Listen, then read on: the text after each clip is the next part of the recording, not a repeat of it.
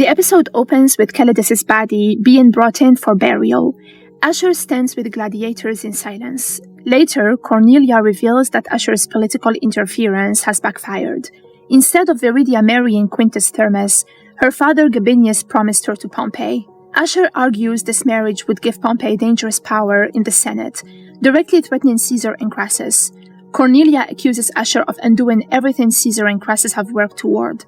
She storms out, promising to inform Caesar and Crassus of the failure. Soon after, Ashur learns Pompey has arrived in Capua with Caesar and wants to see him personally. Pompey plays polite in public, praising Ashur and admiring the games, but Ashur is brutally reminded that his life only exists at Crassus's pleasure. Caesar later confronts Ashur. If Gabinius were dead, the marriage problem would vanish. Ashur is horrified and refuses, citing Viridia's love for her father. Caesar counters with Crassus's offer, control of a rebuilt arena and all the games in Capua, or total ruin if the marriage proceeds. Ashur is left tempted and conflicted.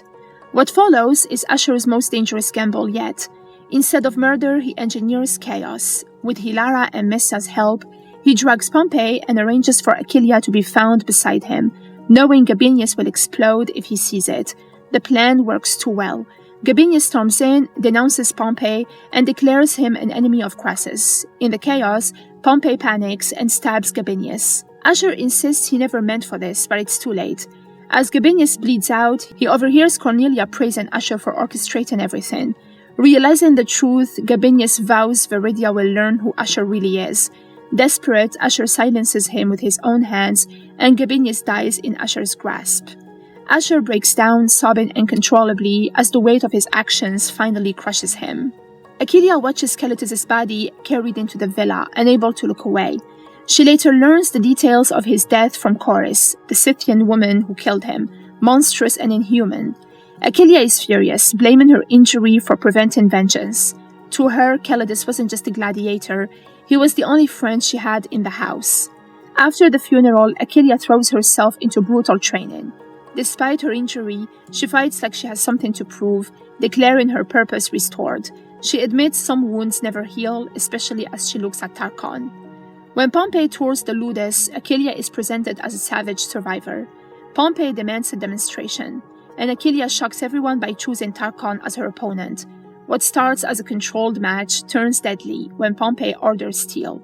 The fight is vicious. Both draw blood, but Aquileia dominates, finally striking Tarchon down. Ordered to kill him, Aquileia refuses. She spares Tarchon not for his sake, but out of respect for his father.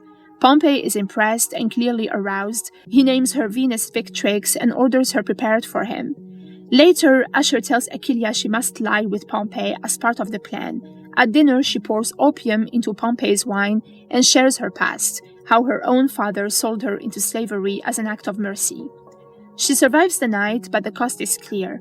Aquileia keeps winning battles while losing pieces of herself.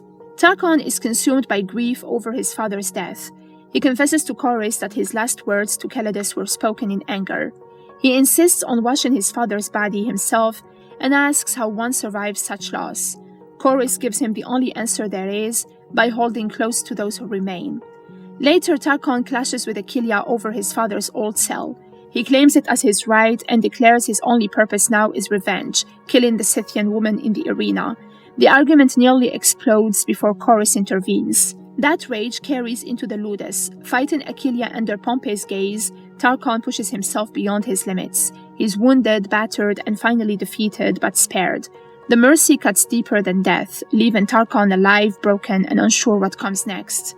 Later, he and Chorus share a quiet moment, speaking of the dead who visit in dreams and the voices that never fade. Viridia is prepared for Pompey's arrival by her mother, who dismisses love in favor of duty. Viridia is warned of threats from within the family and told the marriage is necessary for protection. Though shaken, she steels herself and agrees. Pompey later confirms the engagement in cold, practical terms, caring more about obedience than affection. Viridia accepts the announcement with controlled composure, her future decided without her voice. Later that night, Gabinius delays answering Pompey's summons, choosing to spend time playing games with Viridia. When he finally leaves, he promises to return soon. He never does. Instead, he walks into Ashur's trap and dies by Ashur's hands. The episode ends with Viridia still waiting for her father, unaware that everything she believed in has already collapsed.